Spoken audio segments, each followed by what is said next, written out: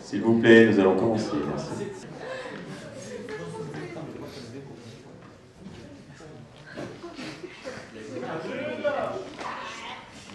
Merci. Total Lamette, matin du 9 novembre 1992. Tout est calme en cette nuit claire et fraîche. Soudain, une alarme retentit. Comme elle l'indique, il est 5 heures. C'est le changement de cap.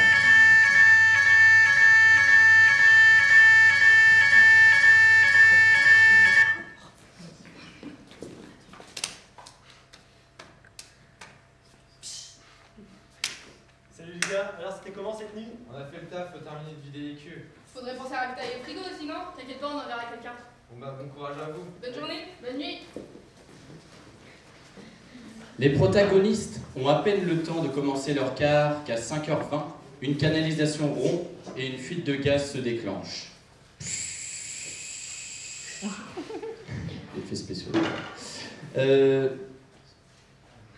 En un quart de huitième de minute, elle est détectée et les alarmes se déclenchent en salle de contrôle.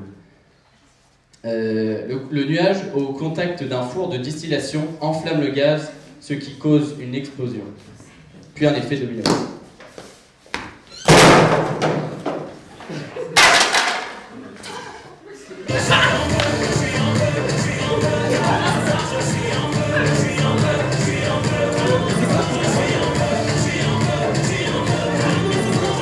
Le feu se propage rapidement. La situation dégénère et le risque que les flammes dépassent la zone de départ qu'est le Cracker 3 est de plus en plus préoccupante. À 5h40, le directeur averti arrive sur le site. Le directeur, s'il vous plaît.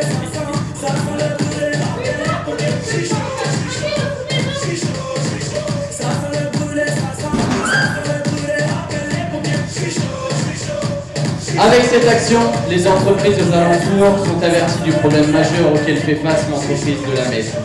Elles envoient leurs pompiers personnels. Mais le temps qu'ils arrivent, les pompiers de l'entreprise luttent. Mais malheureusement en vain.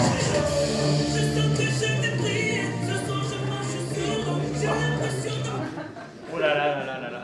Alors, combien de victimes? On a 6 personnes portées disparues. Mais tu vas pouvoir ajouter quelques-unes, mon chou. Quelle était la source? On a eu une fuite d'hydrocarbures. Ça m'a mis chaud. Est-ce que la source a été coupée? Bon, on a coupé le gaz dans tout le bâtiment. Et en attendant, moi, je suis toujours là. Quels moyens ont été engagés? On a 2 ambulances sur place et 4 fourgons de mousse grande puissance. Et c'est tout. T'es prêt pour Superman? Tu veux m'avoir, c'est ça? Quel plan a été déclenché? On vient juste de déclencher le POI. Ça va pas servir à grand-chose, hein, je te le dis tout de suite. Bah alors, on sait pas maîtriser un peu? Y a-t-il des victimes? Hey collègues, on termine le boulot, on va contrôler. On reste à contrôler les différents foyers. Tu veux me contrôler, moi? Mais tu t'attends à quoi, mon chou? Je suis partout. Ok, on s'occupe de ça. Ok, c'est parti. D'accord les gars, on s'occupe de ça. Ça te fait... Ah non, c'est pas bébule. Ah, mais c'est ça. C'est bon, maîtrise faite. On va contrôler les 2 foyers. Merci de votre intervention les gars. Merci de votre soutien. Bon retour. Merci les gars, on retourne sur Marseille.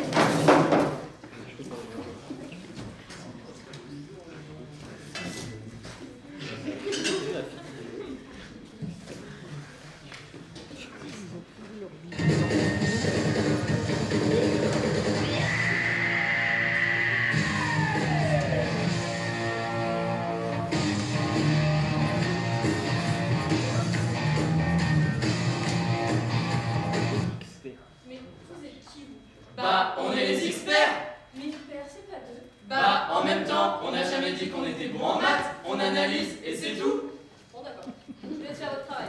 Merci. Merci. Allons examiner la scène.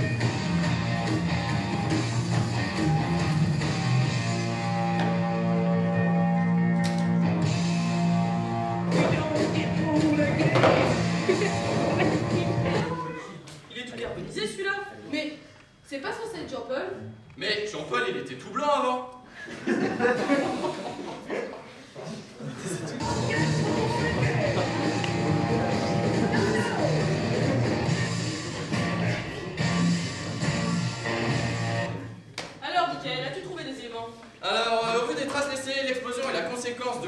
formation d'un nuage gazeux provoqué par la vaporisation d'un mélange d'essence et de gaz émanant d'une brèche d'une chaloupe et auquel s'ajoutent différents désordres et qui différents désordres. En effet, je pense que les phénomènes étaient parfaitement prévisibles et réparables. Oui, il y a plusieurs causes ayant contribué à la survenance et l'aggravation de ce sinistre. Le défaut de surveillance des canalisations et aussi leur dégradation en font partie. Je peux rajouter l'obsolescence de la salle de contrôle n'offrant aucune sécurité au feu et à une surpression accidentelle engendrée par une explosion extérieure. Pour finir, je peux dire qu'il y a eu une insuffisance des détecteurs de fumée. Je le vois sur mon rapport. Et le choix de l'allongement du cycle de marche de 3 ou 4 années malgré l'absence d'autorisation a permis au feu de prendre beaucoup plus vite et de propager le sinistre. Très bien.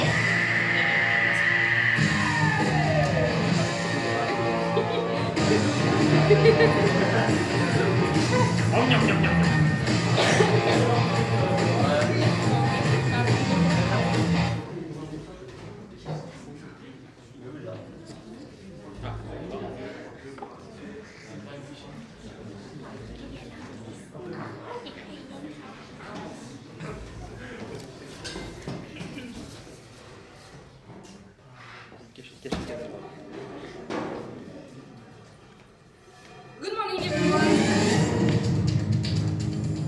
4 deaths, 2 missing persons, and 8 people injured, including 1 in critical condition. These are the results of the explosion that occurred early this morning.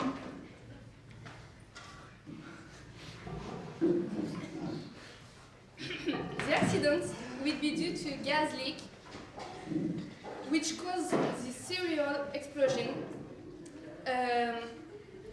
5:20 this morning. The first explosion that sounded, then a chain reaction that occurred a second explosion at 6 o'clock. The POE was triggered by the site manager after the first explosion, and the fire brigade arrives after the second explosion. This assessment is still provisional. Thanks to watch BBM TV.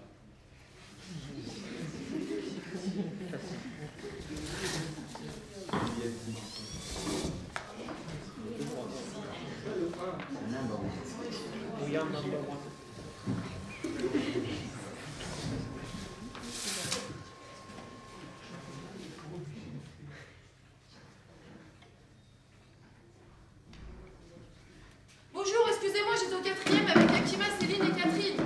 Asseyez-vous, s'il vous plaît. La séance est ouverte. Bonjour à tous. La séance d'aujourd'hui portera sur le jugement de l'accident qui s'est produit dans la raffinerie de Total Ahmed en 1992.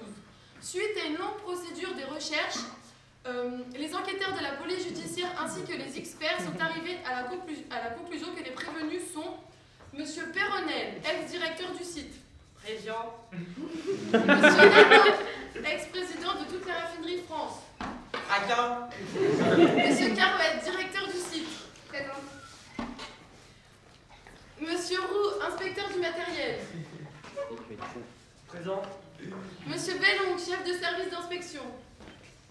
Présent. Et Monsieur Jean-Paul, contrôleur de sécurité. Présent. Nous appelons à la barre Monsieur Jean-Paul. Oui, allô? Oui. Monsieur les avocats, où êtes-vous? Oui, alors, tu te tournes et je te fais des grands coucous. Ah, bien joué, bien joué.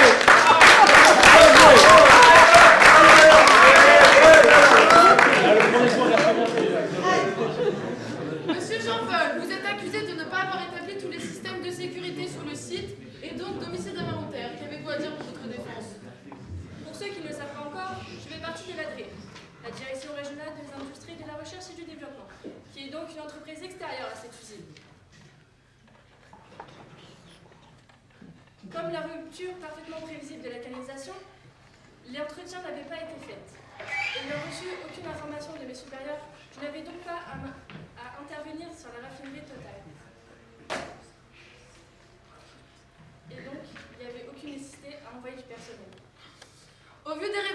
viennent d'être faites. Quelqu'un a-t-il quelque chose à dire? Avocat Rousselin? Je n'ai rien à ajouter, madame la juge. Avocat Aubin? Moi non plus, madame la juge. Eh bien, nous allons décider de votre sentence, alors... Bon, qu'est-ce qu'on fait? Bon, attends, je vais regarder dans mon sac. Alors, qu'est-ce que tu trouves? Tiens, un jeu de cartes. Allons-y. Je prends la... Joker! Mais quelle chance! Alors, vous êtes relaxé. Benedro!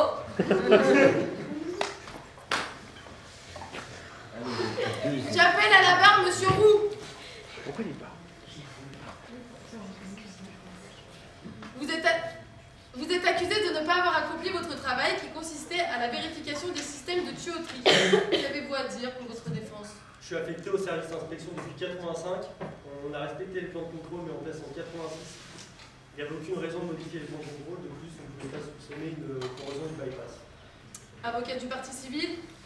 Monsieur Roux, êtes-vous d'accord pour dire qu'il faut vérifier tous les crackers, tous les 4 ans, avec un arrêt de 5 semaines? C'est exact. Alors pourquoi l'avoir fait au cracker 3, sans pour autant avoir l'accord de la PRIR, pourtant obligatoire? Ne me répondez pas tout de suite, je vais le faire pour vous. Un expert m'a dit, je cite, « On se prive ainsi de la possibilité de détecter les dégradations sur le bypass. » Mais enfin, chers collègues, un arrêt de 5 semaines est bien trop long. Rendez-vous compte, c'est le temps de gestation d'une femelle belette ou koala. Pour un simple morceau de tuyauterie, c'est pas possible. Bon, j'ai entendu les arguments des deux parties. Bon, alors, qu'est-ce qu'on fait du coup? Bah... Si on faisait un tirage au sort? Allez-y.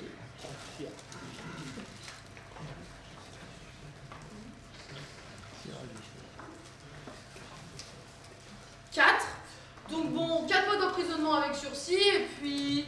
Et 1500. Et 1500 € d'amende.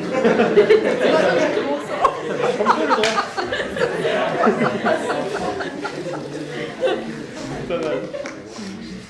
J'appelle maintenant à la barre Monsieur Belloncle, le directeur... Monsieur Belloncle. Vous êtes accusé d'avoir négligé la sécurité suite aux dégradations du système. Qu'avez-vous à dire? Tout d'abord, suite au rapport non public de mes collègues, je n'avais aucune raison de m'inquiéter sur l'état de l'entreprise.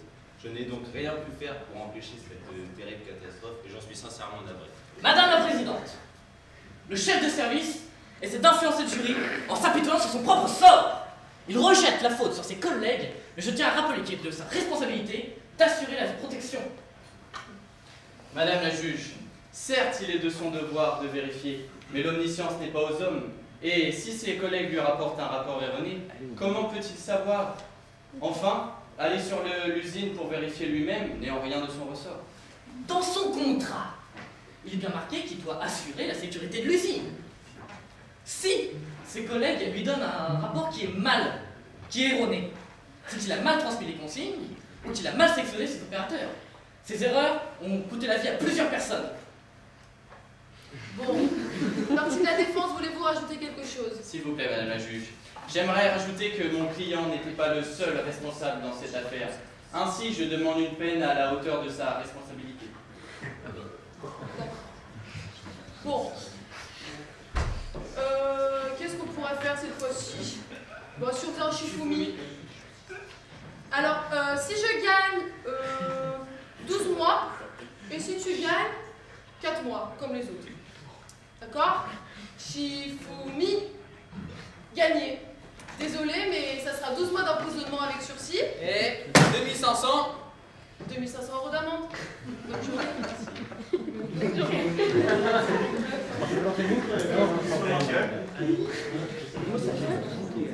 J'appelle maintenant à la barre Monsieur Carouette, donc directeur du site, au moment de l'accident. Bonjour, je vous écoute. Aucune faute caractérisée ni manquement à fortiori ne saurait m'être imputée, au sens de l'article 121.3 du Code pénal, texte qui suppose en outre une connaissance d'un danger exposant autrui, que les griefs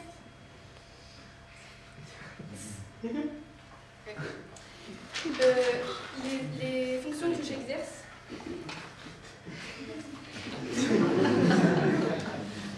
que les griefs que j'exerce, que les fonctions que j'exerce n'ont rien à voir avec les fautes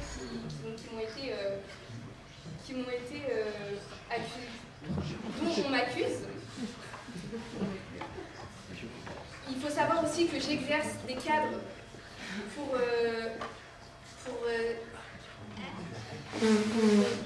faut savoir que j'exerce des cadres pour être responsable des salariés et aussi de leur sécurité. C'est pour ça que je ne suis responsable en rien de ce qui a pu se produire.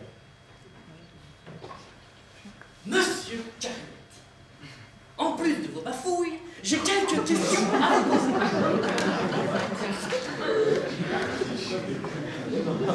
Avez-vous bien signé la dernière vérification du cracker numéro 3? Oui, bien évidemment. En quelle année, s'il vous plaît? En 1980. Donc vous êtes d'accord pour dire que vous avez 9 ans de retard?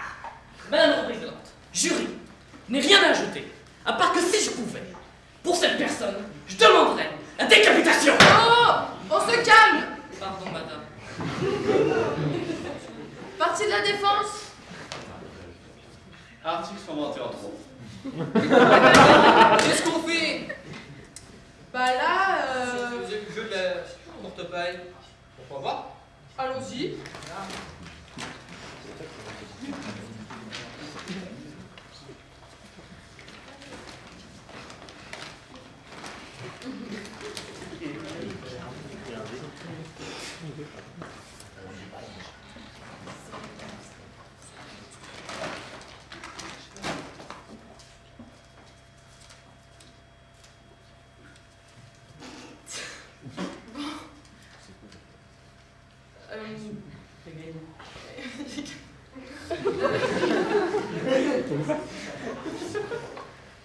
Bon, j'ai tiré celle-là, donc c'est 12 mois d'emprisonnement avec sursis et 4500. donc 4500 € d'amende.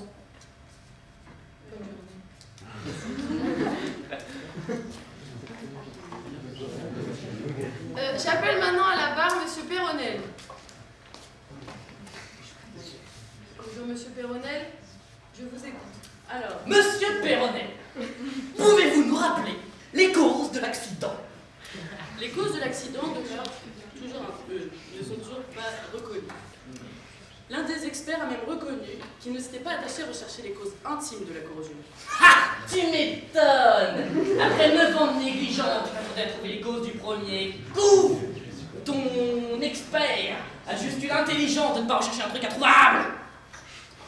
avocat de la défense. Monsieur Peyronel, pouvez-vous me rappeler les causes exactes de la corrosion, s'il vous plaît? Non, car elles sont inconnues. En effet. Oui. Alors, comment des experts ont-ils pu juger que la rupture allait être parfaitement prévisible? Mais enfin, mon cher con, frère, c'est leur métier! Certes. Continuez, Jackson, vous m'intéressez. Merci, Jackson. Monsieur Peyronel, de quand datent les rénovations de la salle de contrôle? L'instrumentation de la salle de contrôle avait été changée en 1983. Et je tiens à signaler qu'elles étaient aux normes de l'époque. Mais vous avez marqué dans votre déposition que, je cite, et oui, citons. Et qu'on aura retrouvé la citation, qui ne devrait pas être très loin. Merci. La politique d'inspection des tuyauteries mise en place en 86 a apporté une amélioration du suivi des tuyauteries. Confirmez-vous de nouveau ces dires? Oui, et je tiens à signaler que le personnel qui était chargé de la vérification du suivi des tuyauteries bénéficiait d'une formation de haut niveau. Bon, Voilà. alors, Qu'est-ce qu'on décide? une idée. Oh, une montre. Il est 15h18. Alors, 18 mois d'emprisonnement. Et puis 4500. Et puis encore 4500 € d'amende, quelle chance. Au revoir. J'appelle maintenant à la barre Monsieur Nano. Bonjour. Qu'avez-vous à dire pour votre défense, Monsieur Nano? Étant le président de la raffinerie Total, je suis souvent en déplacement. Monsieur Nano, que faisiez-vous le jour de l'accident? J'étais parti aux États-Unis pour aller voir les putes. J'ai du nom des entreprises sous-traitantes. Ouais, passons. Bon, monsieur Nano, avez-vous une preuve de votre présence au but? Oui, bien sûr. J'ai les dossiers plutôt. Pièce à conviction numéro 127, s'il vous plaît. C'est celui-ci. Merci. Je vous donne ça.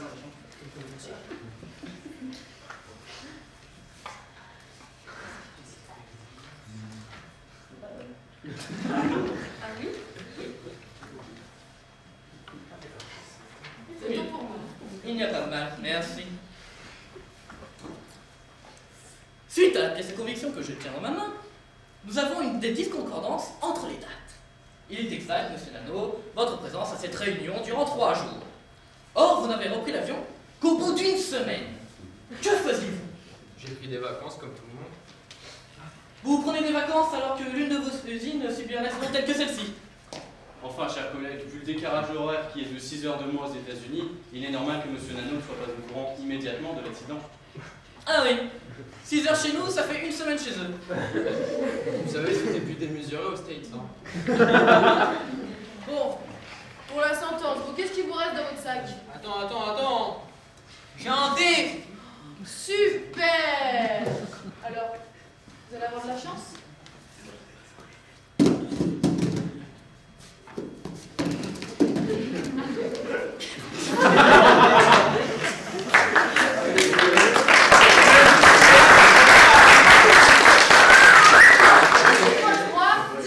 Alors, 18 mois d'emprisonnement, et puis pour ce qui est d'amende... Et 4500. Alors, 4500 € d'amende. Comme tout le monde, en fait. Bonne journée. Pourquoi tant de haine? Bande de corrompus, aucune dignité, aucun honneur. Mais mon Dieu, j'avais complètement oublié. Nous appelons à la barre maintenant Suzy.